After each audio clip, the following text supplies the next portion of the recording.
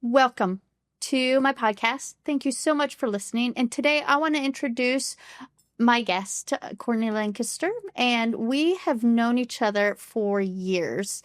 And she's actually the one that inspired me to get into SE, somatic experiencing. And she is a singer, songwriter, artist, and musician. She's also a nervous system informed coach. Today, we are talking about embodying femininity, growing up in the purity culture, practical steps to actually learn who you are and start to trust yourself in a world where you were potentially taught not to. And it is going to just be a very fun, relational, and real conversation between the two of us and where we started and where we are going and where we currently are. So thanks for coming and listening. I am Rebekah LaRobardiere, sex and relationship coach and somatic experiencing practitioner. I've been studying sex and relationships for over 20 years. I want to welcome you to my podcast where we are going to unpack what I've learned. Let's talk about sex. So my first question is, why did you say yes to being on my podcast, knowing that we're going to talk about sex and relationships and all that entails, the nitty-gritty of life and how it's impacted us? Yes. Well, besides the fact that I would do anything for you and I would say yes to whatever you invite me to do, I think that obviously you didn't ask me to be on this podcast because I'm any kind of like sex expert, but I am an expert on being overcautioned and overwarned out of my body, out of my femininity from church culture growing up. And so for me, I've gone on such a journey to recover that. And now that's such a huge thing that comes up with my clients, especially like most of the people that find me are like religious raised, young, creative people. And a lot of the women that I've worked with have these inevitably, like it's like very early in the process of me working with them, these questions come up around what does it mean to be a woman? And, especially coming from a religious raised background and purity culture. And so that work has been so exciting for me myself to go through and to go on that journey. And it's been unbelievably rewarding to walk other young women through it. So yeah. So when you asked me, it was like, hell yes, because it needs to be talked about. Yeah. Great. And so in that recognition of the need, was there another feeling that went with it? Like, because that's what we do. Like we go out, we do the things that are needed. Right. And there's that other side. Do you mean like screaming, crying, throwing up? Sure. Yeah, it's so, we talked about this, ahead of time, but like, it's so fascinating what the nervous system does, even approaching this topic when you've come from a conservative background. I know now, having friends that did not come from a conservative background, that this is unique to us, specifically Christian evangelical conservative background in the 80s and 90s. And so, yeah, there's a ton of nerves that come with even broaching the subject. But I feel more passionate about saying what I've learned now and imparting whatever I've gathered for myself to younger women or to any women than I do feel afraid. But yes, there's definitely, what would it be? It's fear. I think it's like, I think it's fear of what people think. We're going into taboo topics that, aren't talked about as easily as you talk about them. So, yeah. Okay. Thanks. You're welcome. So even though it's taboo and it's a little awkward, it's still one of those fun topics that we want to talk about. Yeah, it really is. Yeah. Right? Oh, yes. Especially now. I can't. All of my best friends who, are probably watching this will tell would tell you that that's like the only thing I want to talk about now. I'm like, first of all, there's so many things that nobody told us. Like, name a few.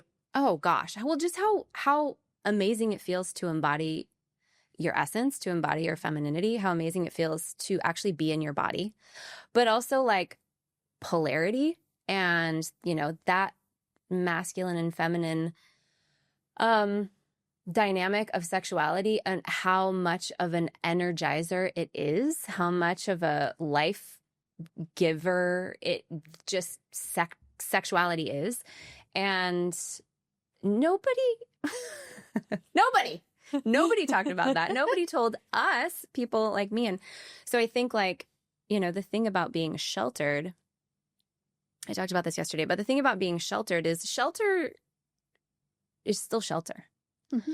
So if you were taught that the shelter that you're under is because the world is just that crazy outside and just that dangerous, and you yourself are so dangerous and untrustworthy that you'd better stay under this shelter with these people that have built the shelter, it's so scary to venture out from. And I think I want to keep talking about it because after venturing out from outside of that shelter, I'm like, it's fine. We're fine. It's going to be fine. But not only is it going to be fine, you can heal those wounds. And I've certainly experienced sexual trauma in my childhood, massive amounts of shame, so many issues regarding that. But like moving through that on the other side, like it's not only fine, it's wonderful. And it's so worth the journey.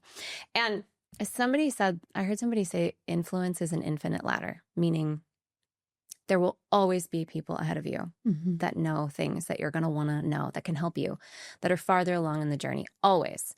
There will always be an infinite amount of people behind you as well that need what you have. So like I come with a lot of humility, I guess, and, nerves into this space because I'm like, I'm just a person who went on the journey. Yeah. But I also know that there are like millions of young women who need to know or might be interested to know some of the things that I've learned. So, yeah.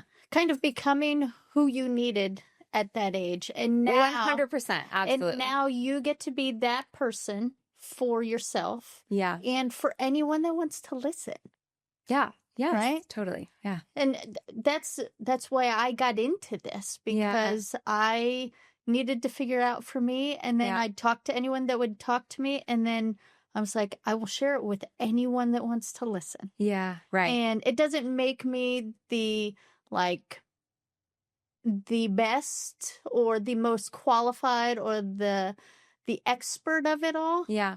Because I still want to keep learning. Like, right. I'm not trying to arrive somewhere. Right. I am trying to figure out, okay, what else is there that I've missed? Yeah. That I can have access to that I don't yet. And what's standing in the way of that? Yeah, totally. Yeah. Oh. Okay. So what you had said that, okay, now you're able to embody more femininity. Yeah. What are some practical steps in embodying your femininity? What does that actually look like? Yeah, totally. Well, I think it's different for everyone, and I also say too that you spend a lot of time talking about like the cultural shoulds of like, or the conservative shoulds of what it means to be a woman. And I think the people that I talk to, the women that I talk to, they don't want to feel pressured to be any certain way. But I think a lot of the women are like, no, but what if I want to be feminine? Like, what does that mean? And I want to feel, even like the idea we've talked about, like this taboo idea of feeling sexy in your body and feeling like vibrant and alive, and how dangerous we were taught to believe that feeling that way would be. Yeah. So I feel like femininity is like, it's like embodied femininity is like a car with a full gas tank. And I think that we have this car that everyone told us belongs to us, but they said you got to be really careful because there's a lot of gas in that tank and it'll take you really, really far. So instead of teaching us to drive, they just teach us to never get in the car. Yeah. And then we're just stuck. And then some of us are like, I don't care if no one taught me how to drive. I'm just going to take this car out no matter what. Yep. And that's when, all kinds of disasters can happen. We know that. And outside of purity culture, like there is, and I've worked with a lot of women who we find ourselves in these situations where we're just so tired of being taught not how to drive that we just want to get in the car and we don't even care. And that can be a path for some people. It's a path for a lot of people, but it also can have its own disastrous results.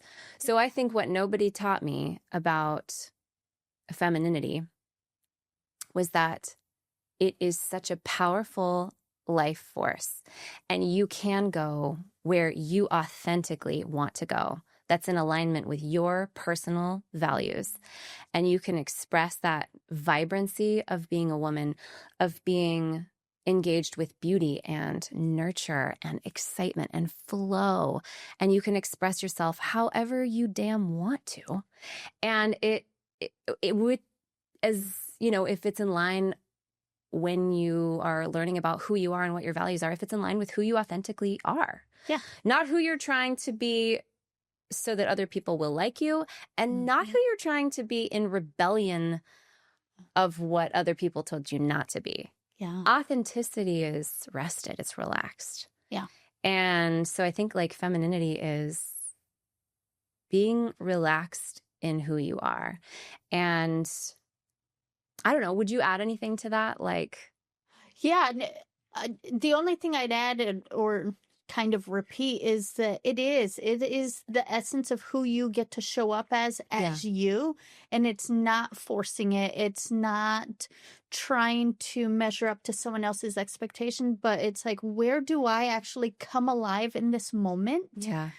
And the next to come, and it will look different potentially each day, and that is part of the beauty of it. Yeah. It gets to change, it gets to evolve, and it's an embracing of the exploration of who do I actually want to be. And it is scary for a lot of people, like, what if I don't like who I'm becoming? Right. But the thing is we actually get to decide who we become. Like, totally. That's not taught to us. No. Like, we're taught, okay, potentially we are evil, we are innately bad. Yeah. And so we have to have these constraints, yes, this shelter to keep us in the world safe from us. Yes. Right? But what if we don't? Yeah. What if we actually get to just fully be us and alive? And that's part of the journey of unlearning, but then even discovering, like, do I like who I show up as? Right. Yes, absolutely. Yeah, the self-trust piece is huge. And this is another huge problem in being raised in at least the specific type of religion that I was, conservative evangelical Christianity, which is the basis of like, you are not a trustworthy person. You can't trust yourself. So it's funny because on my own social media, I talk more about God. I'm a worship leader. I'm a Christian. And I have gone through my own kind of deconstruction process of all of the conservative upbringing very sheltered conservative upbringing that I was raised in. And because I started talking about it, I think my algorithm is showing me more Christianity, pastors and stuff like that. And I'm just like, the underlying message of, I feel like every single reel or piece of content that comes from a Christian leader is like, don't be trying to get away with something. Yeah. Or like, we know you're trying to get away with something, but that's okay. And it's all this underlying message of, you are sneaky. You're a sneaky kid. That was 100% the message that I got. And like, it's okay, but you're just going to need to safeguard yourself, because any amount of freedom, that sneakiness is going to take over. You cannot follow your heart. You cannot trust yourself. And you are going to be led astray into the darkness, into the blowing up your life. Yeah. And if you have influence, you're going to lead everyone else astray now too. 100%. Especially if you're a pretty girl. Yeah, right. Totally. Throw that one in. Yeah. And I think like that, unlearning that, undoing that piece is essential, because when you're saying something like, I feel like I want to explain this to people who can resonate with what you're saying. This idea of like, well, then I might become someone I don't want to become. I mean, when we are actually, I want to back up. One of the reasons why I knew that I had growth to do was because when I started paying attention to who actually inspired me, it was always embodied women. Mm-hmm. And I didn't really know who I was. I was raised to basically be in ministry. And so when I really started to figure out who I was, I started to pay attention to who inspired me, because I had heard whoever inspires you embodies your potential. So when I was paying attention to who inspires me, it was always these women who were like fully in their bodies, fully owned themselves, were deeply relaxed, deeply confident, beautiful, and not in always conventional ways. Beautiful because they knew who they were, and expressed in their fashion and in their art and in their lifestyles, and including you. And so I think like when I started paying attention to that, I had to ask the question, well, if the people that inspire you embodying your potential, like what's keeping me from stepping into my own potential as an embodied woman? And it was this idea, this fear that had been sewn into me that like, if I do, I will any number of things. And it always I had Sarah Baldwin on my own podcast a couple weeks ago. She's an amazing somatic experiencing practitioner. And she talks about how like unfamiliar territory is dangerous to your nervous system, and your nervous system will always give you these really brilliant reasons that sound very reasonable at the time to not venture forward. And what I had seen or what I had been afraid of was like, what if I ruin my marriage? What if I leave my family? What if I do something crazy and all of the, people that I was friends with don't want to be friends with me anymore? What if I really mess up? And I think the thing is, and we've talked about this a lot, that like once you really get to know yourself and your own, I think, intrinsic value, but also like really pay attention to who you want to become, you have a choice. Yeah. You can choose who you want to be. And I don't know that landed for me because the fear was so loud. Like as if, well, this is a slippery slope though, right? Like once I start going down this road, I mean, who even knows what's going to happen? And that was just my nervous system afraid of unfamiliar territory. And what I found was the opposite. Mm-hmm. More myself. And a lot of things had to heal and shift and change. But for me personally, our marriage has only completely transformed because of this work. My husband and I both got coaching around masculinity and femininity and marriage counseling, and like really undid a lot of things. And it's only gotten better and better and better, like to the point where I'm sure you could say like there's no ceiling on how good you can feel in your body as a woman and how beautifully that affects every single area of your life. Yeah. Yeah. Yeah. And I want to circle back to the whole you have a choice. A lot of times because our nervous system, we are trying to protect ourselves. So we react out of fight, flight, freeze. Right. And we don't actually choose who we were. Right. Yeah. And so when we start allowing ourselves to choose who we become, because choice is so unfamiliar. Yes. That's where we don't know how to engage with it. Why we're afraid of who are we going to become, because we didn't choose who we currently were. That's a really good point. Right. And You're so totally now right. let's add choice. But I've never been taught to trust myself. I've never been taught to choose. Yeah. And so it's now incorporating something that is, again, so unfamiliar that it doesn't feel safe. Right. Yes, totally. Yeah. And that was like my journey over the last 10 years personally. I was raised, like I said, raised in church, went to youth group, went through purity culture, got married as a child bride. Not really. I was 20. Got married so young. Feels like it. It was a lifetime ago. So young. So got married super young. Married to the youth group guy that was in the band with me, and went into ministry. Like that was just that's like, what you do. That's just what you do. And next right thing. totally. And it led me all the way to ministry school in my 30s to continue to pursue this career track of being a worship leader that I was on. And I fell apart so hard for a lot of different reasons. Emotions that I hadn't processed, trauma I hadn't processed, also inauthenticity. Mm-hmm. I wasn't authentic. I didn't even know who I was. Yep. And I remember like beginning to get the picture, 7 or 8 years ago, while I'm in ministry school, doing what I'm supposed to do, falling apart completely, and having to ask that question, like, how was I raised in this my entire life? And I'm panicking, so anxious, so outside of my body, so severely depressed.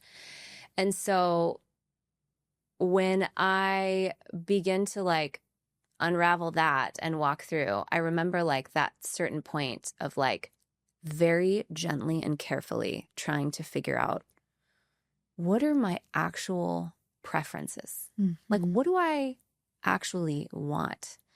And then just hearing more people and kind of consuming more books and content from people that are like, yeah, you can design your own life. And being like, what? Like you can design your own life. I was reading this book and it was a Rachel Hollis book. And it was like, what are 10 things you'd like to say are true about your life 10 years from now? I'm not kidding. That question changed. Like a lot of things have changed my life. That was like a pivot point for me. I remember just being pissed. I was like, no one ever told me you can design your own life. No one ever told me like you can be who you want to be. And it sounds so silly, but so those were my questions. Well, if anything was possible, where would I want to be 10 years from now? And combining that question with like, and then what are my actual preferences today? I remember being at an ice cream shop and being like, do I want chocolate or do I want vanilla? And being like, and how do I know which one I want? Like, It was like from scratch, like really getting to know myself from scratch. Yeah. And those two questions were the guiding principles. And the more that I learned to trust myself, no, I like chocolate. I got chocolate ice cream. That was my choice.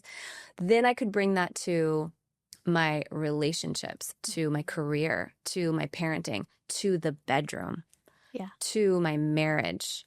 And even asking the question at the same time, what are 10 things you'd like to say are true about your life 10 years from now? My life was a mess.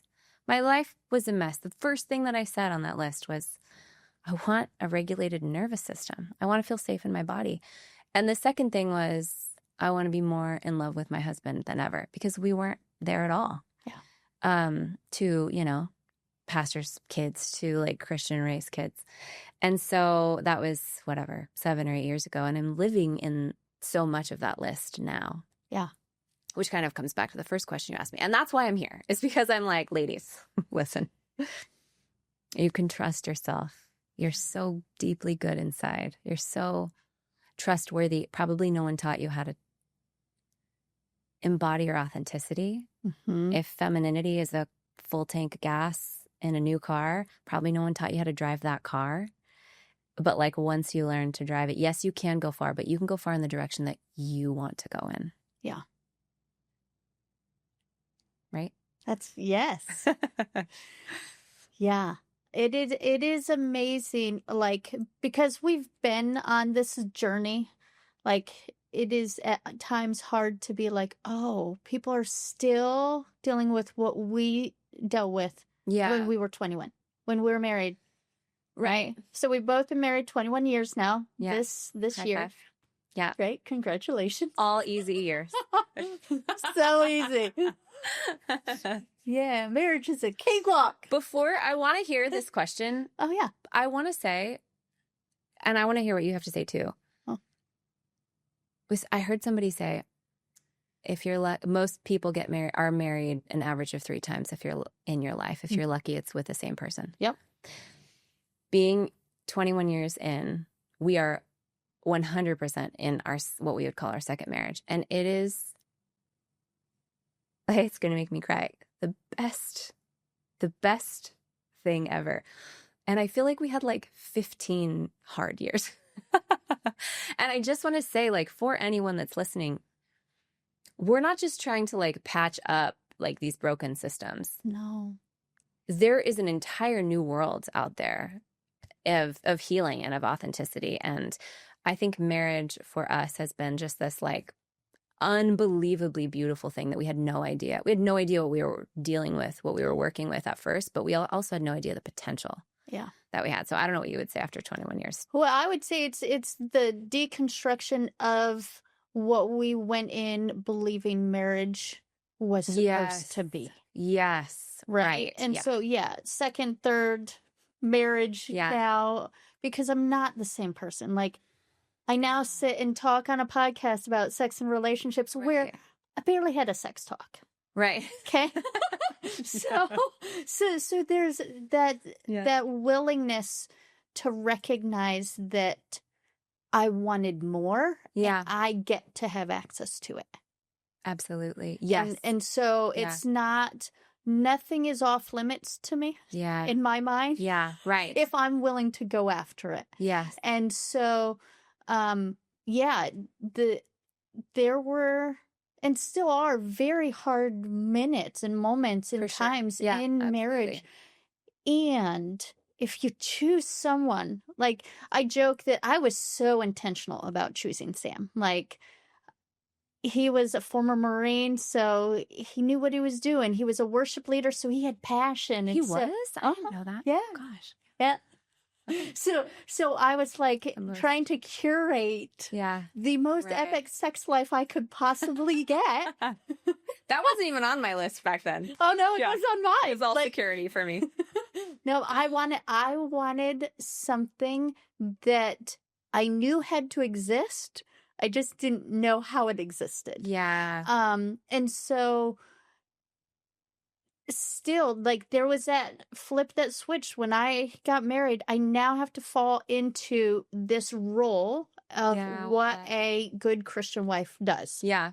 Right. Right. Whether or not I chose it. Like this was something that just we say I do, and this is who we become. Right. And so there was a lot of having to undo the stereotypes, the rules, the roles, and recognizing, this is what society does. And I don't want what society has. And my joke with Sam was, I want to be the exception to the rule. I wanted to date and be engaged and be different. Yeah. I wanted to have a different type of marriage. And he's like, well, this is normal. I was like, but I don't want normal. Right. Like, I have always been opposed to normal. Yeah.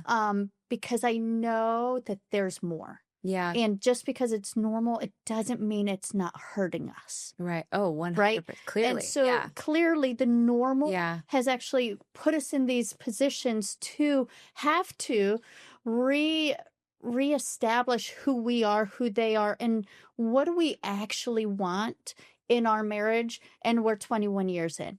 Okay? Yeah, right. Like, what type of parents are we going to be? Yeah. What type of lovers are we going to be? What type of partners? And we get to decide it. Yes. And we still get to. It's like, just because we're 21 years in, it doesn't mean we're not going to continue to evolve and change. Yeah. And change our mind about certain things. Yeah. And we get to make messes. Right. And messes aren't bad, which is scary because growing up, you had to do it right. Right. And so you weren't allowed to practice things. Right. Yeah. And so practice was off the table. And now you're married to this person. And so you follow these rules and ideas. Yes. But I never practiced them either. But they're the safest. And so now I'm throwing out the old rule book to create something. And now I have to practice in real time with someone. And that's messy. Well, yeah. Messy. Well, and it's my favorite word, messy. I think we have to remember to, you can tell me if you were exempt from this. I would imagine that a lot of people that maybe find themselves listening to this were raised in the way that I was. And let's remember that Christian culture in the 80s and 90s was focus on the family, Dr. Dobson, very behavior management, behavior-based parenting. And the thing about behavior-based parenting is that we are measuring value based on what you do, and we are withholding connection based on what you don't do or doing something you shouldn't do. And how good you make us look. Yes, totally. Right? So what that does, again, to your nervous system is it teaches that disconnection, the thing that a child needs, connection is the thing that a child needs to survive, will be taken away. Yeah. That is a life or death experience to a children's nervous system, to a child's nervous system. And what comes in its place is this sense of shame. Shame is the perceived disconnection from love. And again, love and connection are what you need to survive as a kid. And so if you think that it's because of what you've done or who you are that love and connection are being withheld from you, then you will learn really quick to do the right thing. It's survival. It is survival. And then you bring in purity culture. Purity culture was a response to the AIDS epidemic, the rising teen pregnancy rates, a kind of a response to like the free love movement in the 60s and 70s, and evangelical Christianity, specifically like the Southern Baptist part of evangelical Christianity, kind of pushed forward this idea like, well, then we should just tell them to not, back to that analogy, let's not drive the car at all. Right. And because kids in these cars are just getting in car accidents instead of teaching them. Anyways, I think that like when we're talking about making messes in adulthood, what we're going to face inside most of our bodies and nervous systems and hearts is a very primal fear of disconnection. Yeah. So it sounds so easy and lovely to say, let's go make messes. You're totally fine. We have this in common where we want to give permission to as many people as possible to be messy. Yeah. Not self-destructive. No. And not family destructive. That's not what we're talking about. But most people that I know authentically don't want that at all. Yeah. They don't authentically want to destroy themselves. Right. We're talking about the kind of messes that we're talking about are going to take strength and courage to know that you are loved no matter what, and that you can never be snatched out of the hand of God. Yeah.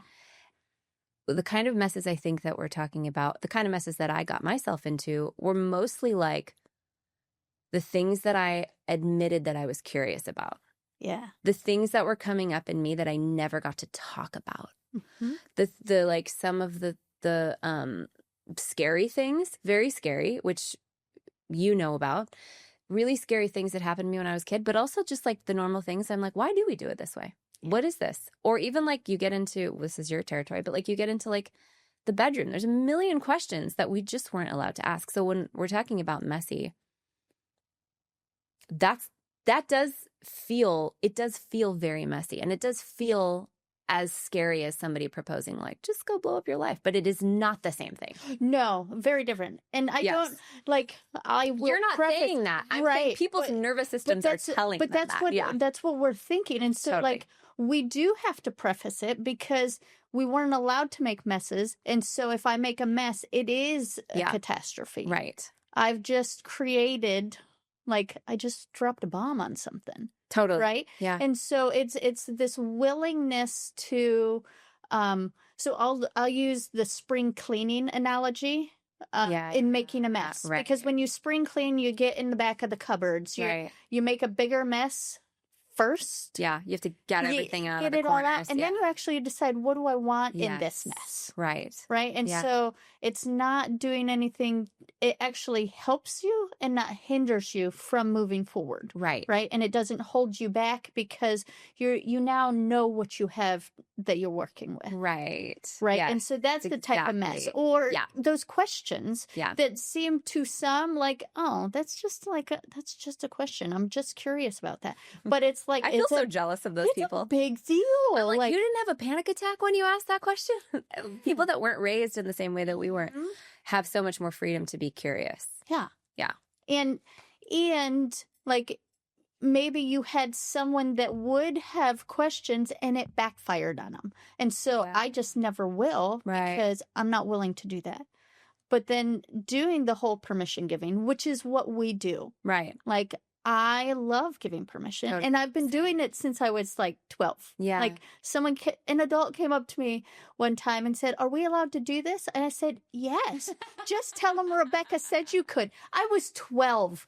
giving an adult permission. Oh my gosh. And I was like, I just love this. I'm going to use that line. Because Courtney said you could.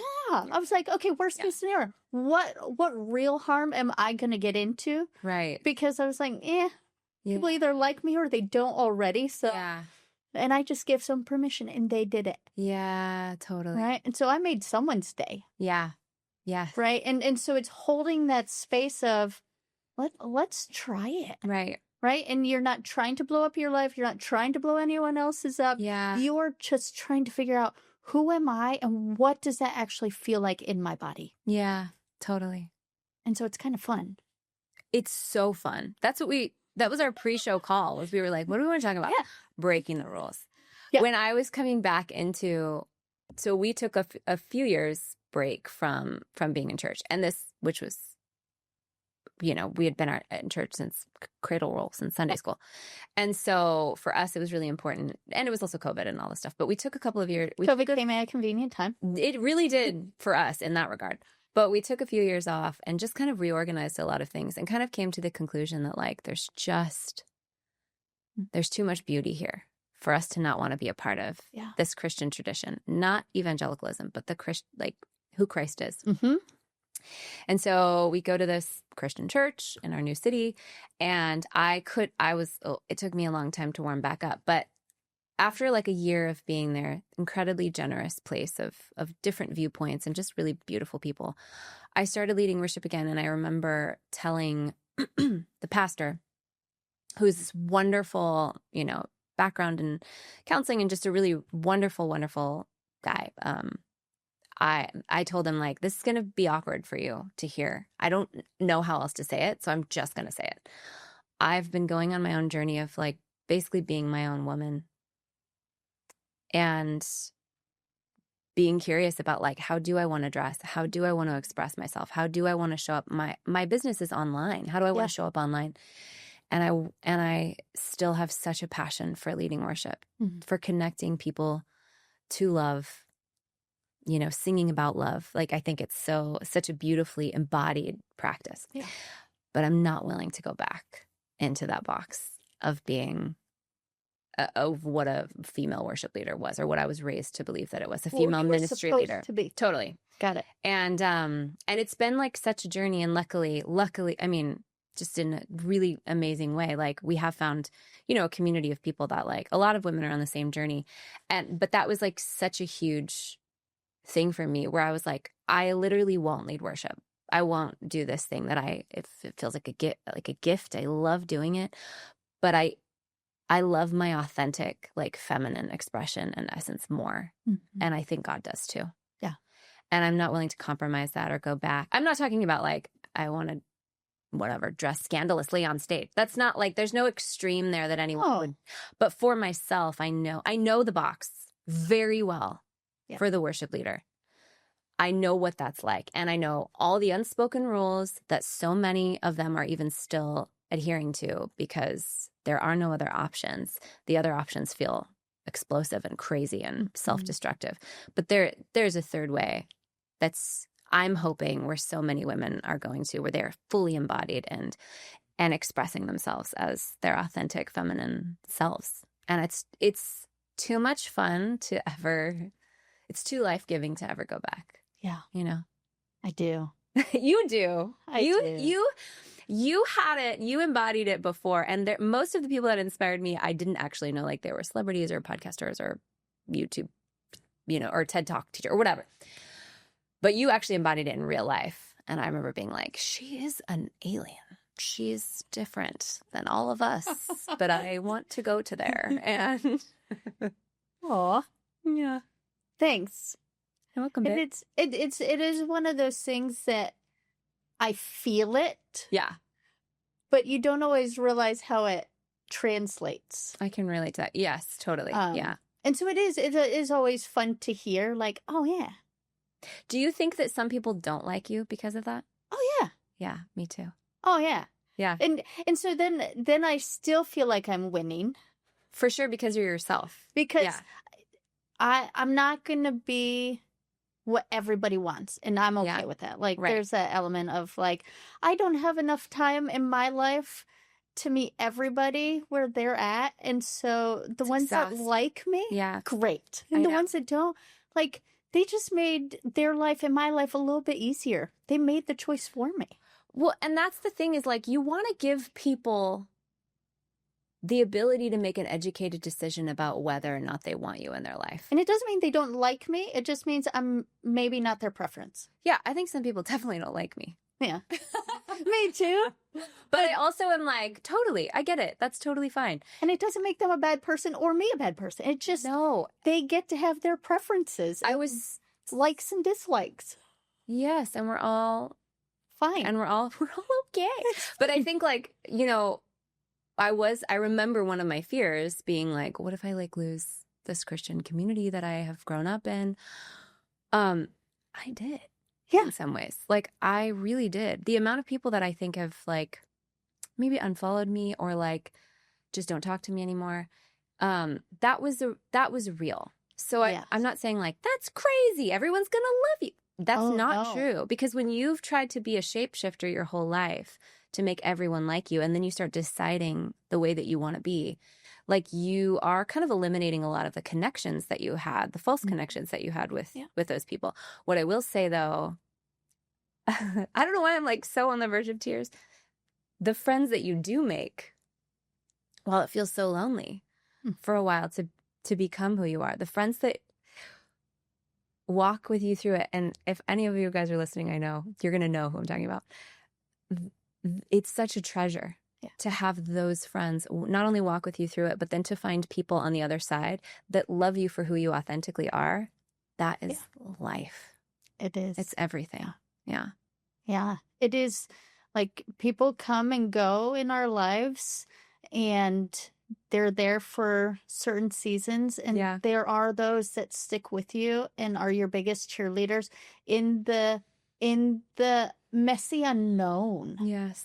And it is so, I don't know the word, gratifying, fulfilling, and like there is a sense of belonging because you're actually belonging to yourself, and you've allowed someone to see part of you. Yes. In a way that you just got to be. Yeah. Which, you know, I'm not representing well. I'm not trying to perform. I'm not trying to have a behavior that is socially acceptable. Yeah. Right? I'm not trying to hurt anybody. Right. But I'm also like, I talked to a friend on my birthday, and she's helping me cast vision for my long-term goals. Love it. Okay? Love 3 generations from now. We need a vision. And so she's like, what do you want to do? And I was like, I think I want to get a little punchier because I'm already talking about like the uncomfortable topics and they're taboo, but it's still gentle enough. Yeah. Oh, yeah. And people like me, I'm like, oh, like we don't need it. We don't need the gentle. I want to get a little punchier because, like, our joke is like we're halfway through our lives, and the best is yet to come. Yes. Right?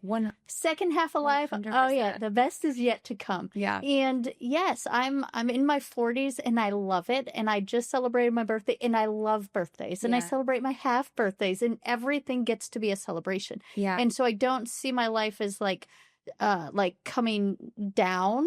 It's like, oh yeah, it's gonna get so much better. Yes. And with the people that have chosen to come along on this journey with me, like, you have those few that are just in it with you. Yeah. And they're on their own journey too. And it's fun and it's beautiful and it's all the things. Oh my gosh. Yeah. Preach. It's like, that's another thing that I feel like I want to keep talking about embodied femininity, because I don't think that I stepped into it until the very end of my 30s. My 30s were a shit show. They were so, I mean, they really, in some ways, were really beautiful years of like stripping down and healing and all of that stuff. But so hard. When I should have been at the physical, cultural prime of my life, I was like falling apart completely. I looked like sick. I was sick all the time. Yeah. And coming into like your 40s, I'm like, that's a thing. First of all, no offense to anyone in particular, but that's not something that was modeled to me growing up. And most of the messages that I received were like, I can't even believe that when I was growing up, 40 was like something like, is it over the hill? Yeah. Like that's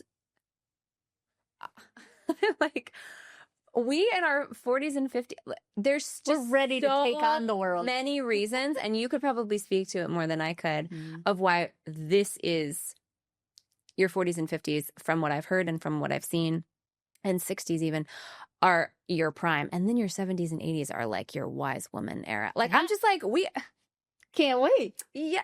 It's like it truly gets better and better and better, and do not believe the lie that your life is pretty much over. Ridiculous. I know. Yeah. We've talked a lot about the problems. Yeah. And we know them. And we grew up knowing there was always an issue, right? But rarely were we given solutions or practical steps on how to actually fix the problem, actually embody it. So what does that look like for you? So a little more practical steps. So for all the people listening, what do we want to tell them? Yes. Here are some first steps. And it's not a formula. It's not if you do this, this, and this, you'll be fine. Right. It's okay, I want you to play with this or be curious about. Yeah. Yes.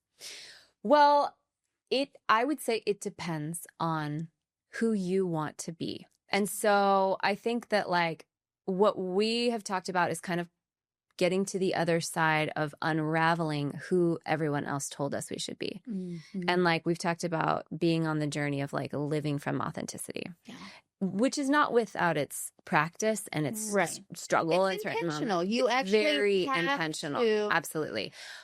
So what I would say is let's say to the, maybe conservative raised, religious raised woman, paying attention to what inspires you is always the first place that I tell people to start. Because you can't, like, if we go back to the car analogy, we got to have some kind of map of where we're going. I'm not telling you to race there. We can take very small steps there. But what is going to happen is, I always say, your dreams will always require your healing. Mm-hmm. So the things that light you up, the things that inspire you are almost immediately going to show you what is in the way of you embodying that inspiration. So if inspiration is somebody embodying your potential, which it is, when you see something that lights you up in someone else, they're mirroring back to you clues of who you're here to be. So if somebody is inspiring you, really getting curious and specific on like why they're inspiring you, not because you're trying to become them, but because it's all clues to like this question, if anything is possible, who would I want to become? I think as far as femininity goes, for the conservative raised Christian woman, you are probably going to find that if you're wanting to step more into if you want to understand your sensuality more, like how things feel to you, your senses is what sensuality is, how things feel to you, what your preferences are, what you actually like, what you don't like, that's going to be a journey that will probably feel a little bit 2 steps forward, 1 step back. Yeah. Because you're going to be like, I actually do think I want to wear spaghetti straps or whatever. Yeah. And, I'm like thinking like the very whatever. Yep. Or like, there's so many examples, but let's just say. So you go to do that and you're probably going to notice some protest within your own body, which will feel like anxiety, which will feel like catastrophizing, which will feel like hypervigilance around other people will think. And if you can breathe through that and know, I took this step because I am practicing and exploring who I want to be and who I want to become. And how does this actually feel to me? Yeah. If I wasn't afraid, how would this feel? That, I think, is the journey. Of course, there's no formula, but that is the journey that I definitely took to find my way back home. And it was like, felt a little fraught with peril sometimes because I had so much fear. But then you get to a point where you're like, oh, yes, this is what I want to say. Yeah. And oh my gosh, somebody told me they didn't like that. How am I? Yeah. That sucked. I'm okay though. Or And like those 2 steps forward, 1 step back, that is very important to the process, very important. right? Because our nervous system likes familiar. So those 2 steps forward and 1 step back, those 2 that you already took are familiar now to your nervous system. Yes. So I'll tell clients or anybody, do something at least 3 times before you decide you're done. Yeah, right. Right? 3 times, because the first time, I can imagine the things you told people to do 3 times. So many. I know. But the first time, like, this is unfamiliar, I don't like it. Yeah. Right? But is it that you don't like it, or because it's just unfamiliar? Right. Yeah. And then trying it a second time. Oh, those spaghetti straps. Do I actually like how I feel and look? This 2-piece bathing suit. This 2-piece. This, yeah. Whatever it is. Or this type of touch, giving or receiving. Like, all of those. So, okay, second time. Do I like it? Do I not like it? Because it's now semi-familiar. Yeah. And then the third time, you actually get to say, yeah, I really like this. Or, nope, never going to do that again. And you get to. And that is like trusting yourself. That's owning your autonomy. Yeah. And that helps you like step into who you are, because I actually don't have to defend something I don't understand. Yes. Right. Totally. Yeah. And being familiar with like, I would constantly write down what are 10 things I want to say are true about my life 10 years from now. I wrote that down every day for like a year. Were they always different? They were always the same. Okay. Every single, and that was really, I think maybe details would shift, but like the 10 core things, if I looked at every area of my life and I asked myself, what's the best case scenario for this area, for my for my health, my marriage, my parenting, my finances, my career, my purpose, my feminine expression, whatever.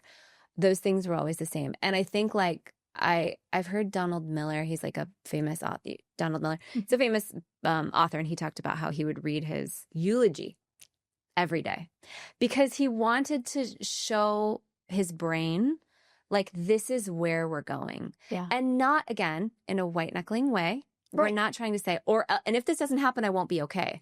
We're trying to familiarize ourselves with like, this is where I want to go.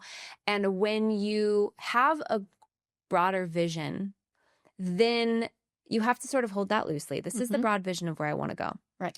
The how gets to shift and change based on what your nervous system's doing. Do I need to support my nervous system more today because I took a big step? I might have to support myself after this podcast today. I might have a rush of adrenaline or anxiety because this is a big deal to say this stuff out loud. Yeah. For me, I haven't said a lot of this stuff on a public platform.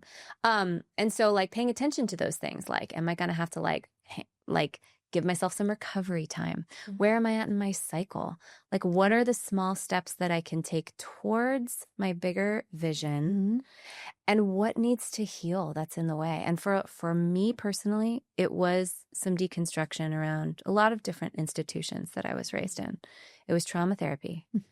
It was there were actual things that needed to be healed. But I think the first step is paying attention to like what inspires you, and if anything was possible, what's the best case scenario? Yeah, for your life.